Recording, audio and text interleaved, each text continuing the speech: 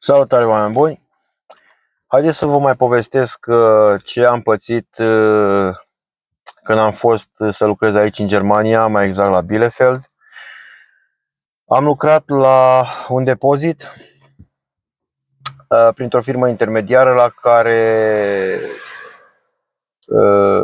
manager era o femeie de origine poloneză. În schimb, acolo aveam un program foarte urât, să zic așa, în sensul că eram la descărcat de container, lucram pe o liză din aia electrică, pe un Amiser, cum zic aici în Germania. Și eu intram în container și scoteam paletul cu cutiile pe care le descărcau oamenii din container.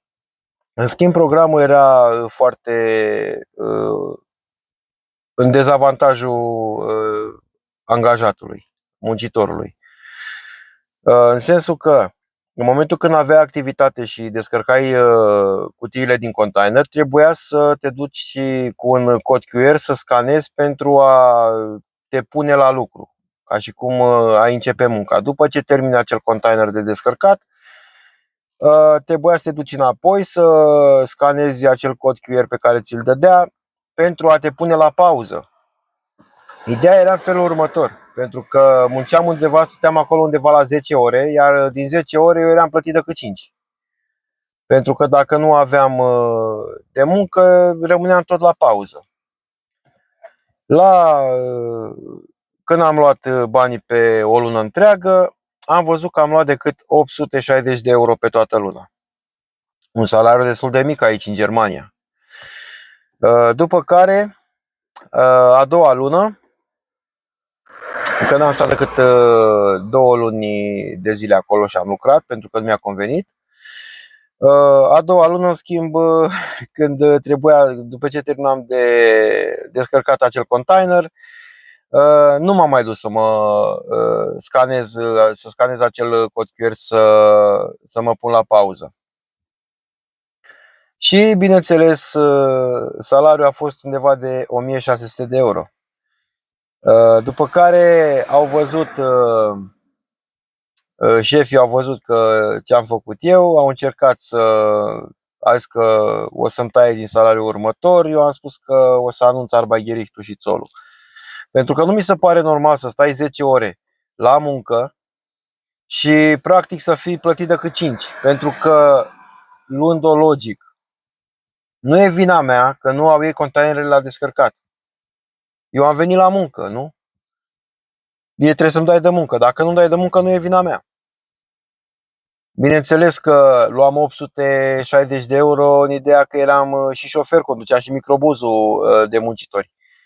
Și mai aveam undeva la 150 de euro, aveam acea primă ca șofer. Deci scăzând din 860, scăzând acea primă, rămâneam cu 700 de euro salariu. Vouă vi se pare normal să se întâmple asta? Când am plecat de acolo, am stat în acel preaviz de 15 zile. În momentul când a trebuit să-mi plătească salariul pe toată luna, mi-a băgat decât jumătate din salariu, mai exact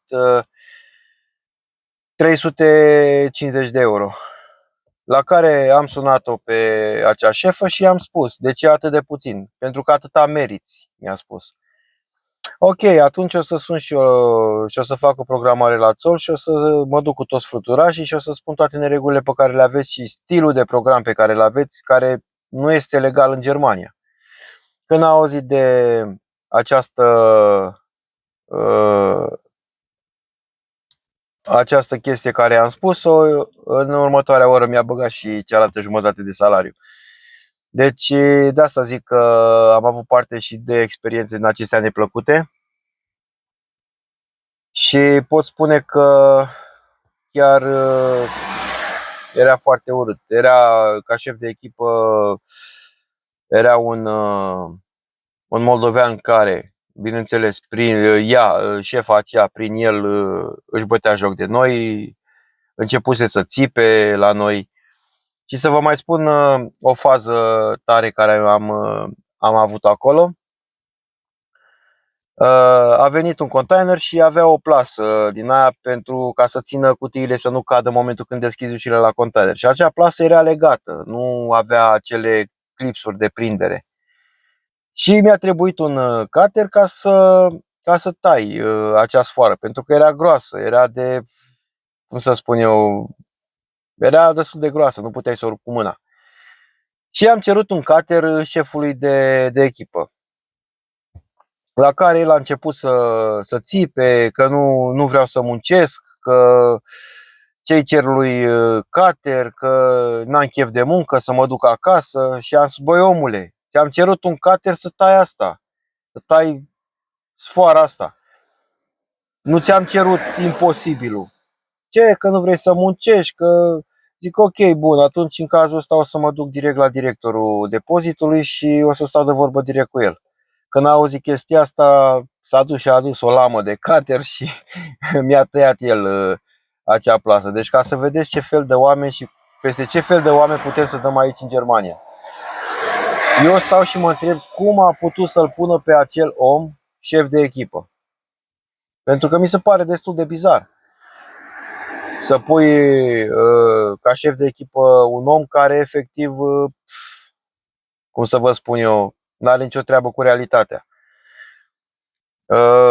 Bun, deci cam asta a fost una din experiențele mele pe care le-am avut în Germania.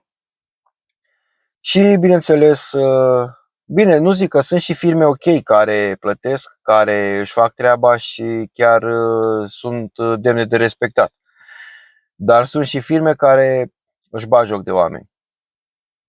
De asta zic că aveți foarte mare grijă în momentul când semnați un contract de muncă și e bine să-l analizați foarte bine, pentru că sunt o grămadă de chestii care sunt puse în contract și dacă nu le luați în considerare și nu le citiți și nu știți despre ce este vorba și ați semnat, atunci o să fie mult mai complicat. Da, pot să zic că am avut experiențe și bune și rele, dar pot spune că aceste experiențe neplăcute totuși pot să zic că m-au făcut să deschid ochii și să pot să văd realitatea. Pentru că, de ce nu, știți cum e, un șut în spate, un pas înainte. Și de asta vreau să vă spun și vouă, celor care sunteți în Germania, și e bine să ascultați aceste videouri pe care le fac, pentru că vă ajută să nu treceți prin ce am trecut eu. Eu, din păcate, n-am avut la cine să apelez ca să pot să evit astfel de nenorociri, dar am trecut prin ele și n-aș vrea ca altcineva să mai treacă prin astfel de firme care nu sunt ok, să zicem așa, să nu folosim cuvinte urâte. Pentru că sunt foarte mulți care au firme intermediare și principalul scop e banul. Nu să mai gândesc la oameni, nu să mai gândesc la starea lor de sănătate. Nu mai zic că acolo dacă îți luai un medical, în momentul când veneai de medical te dădea afară. Da, și cam asta am avut să vă spun și bineînțeles voi reveni și cu alte videouri și sper să vă placă și să le urmăriți. Dacă v-a plăcut acest video, dacă aveți bună plăcere și doriți să vedeți în continuare ceea ce postez, puteți să-mi dați o abonare. Eu vă mulțumesc foarte mult pentru asta anticipat și de ce nu e bine să noi românii, măcar cei plecați în străinătate, să fim uniți, să ne anunțăm. Dacă unul trece pentru o experiență neplăcută, să comunice și ca să vadă și alții să nu mai treacă prin aceeași experiență. Pentru că eu, cel puțin când am trecut, eu nu aveam familie, nu aveam copii Și pe mine practic n-a putut, dar sunt oameni care au familii, care au copii, care trebuie să trimită bani în țară. Gândiți-vă ce ar fi făcut un om cu o familie în țară cu 860 de euro pe lună. Gândiți-vă, sau poate dacă nu avea permis la undeva la 710 euro. Gândiți-vă ce făcea acel om cu banii aceia. Ce trimitea în țară, ce și oprea și el pentru mâncare, pentru unele chestii, poate ca oricare, după program mai bea și el o bere, mai fumează și el ceva. Vă dați seama că foarte urât, foarte urât. Și undeva restul banilor, undeva se opreau, bineînțeles în acea firmă. Așa că, dragi oameni buni, tot ce vă doresc, feriți-vă de astfel de experiențe, încercați să evitați astfel de experiențe și haideți să fim mai uniți, că noi românii putem. Să fim mai uniți și să fim oameni unii cu alții, să ne respectăm, pentru că e gratis, nu ne costă absolut nimic. Să fii om sau dacă poți să ajuți pe cineva, ajută-l. Dacă nu poți, lasă-l, nu-l mai ajuta dacă nu poți. Dar totuși e bine să fim oameni și să ne ajutăm între noi pentru că suntem români și ținând cont de faptul că suntem plecați din țară și traiul și stresul e mult mai mare decât în țară, eu zic că e bine măcar să rămânem oarecum uniți și să ne ajutăm între noi. Vă doresc o zi plăcută și încă o dată vă spun, dacă v-a plăcut acest video, dați o abonare, că nu vă costă nimic și puteți să vedeți și alte videouri pe care le postez despre din Germania. Vă doresc o zi plăcută și un weekend plăcut. La revedere!